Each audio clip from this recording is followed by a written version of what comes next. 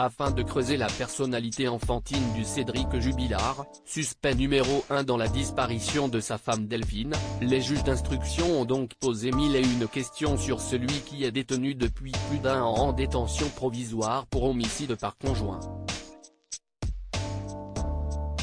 Même face à la justice, il ne craint pas d'abuser des provocations. Face au psychiatre chargé de l'expertiser, Cédric Jubilard parle sans grand mal de son côté trop enfantin, ou immature.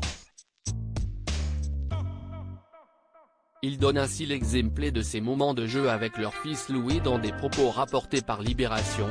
Delphine me le reprochait, comme lorsque je construisais un mur de Lego pour le casser avec des petites voitures. Elle me demandait si j'avais 5 ans. Mais cette anecdote n'est pas la plus manifeste de son tempérament immature.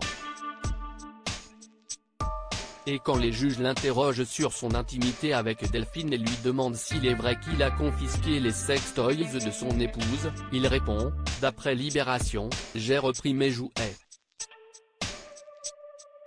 Le Parisien avait ajouté des précisions sur cette anecdote, si estime-moi qu'il lui avait acheté, note de la rédaction, les jouets sexuels, donc si elle en voulait, elle avait qu'à aller s'en acheter.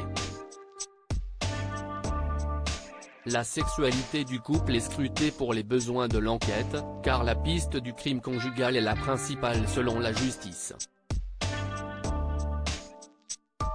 Il faut donc avoir tous les éléments possibles sur leur vie de couple pour comprendre quel aurait pu être le mobile de l'accusé. Avant de disparaître subitement dans la nuit du 15 au 16 décembre 2020, Delphine Jubilard née au Saguel était en procédure de divorce par consentement mutuel du père de ses 2 enfants. Elle avait par ailleurs rencontré un autre homme, vivant à Montauban, et avec qui elle espérait s'installer à partir de l'année 2021.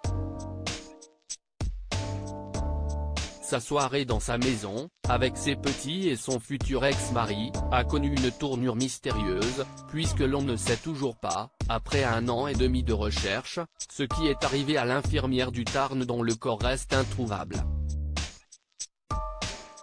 Cédric Jubilard reste présumé innocent des faits qui lui sont reprochés jusqu'au jugement définitif de cette affaire.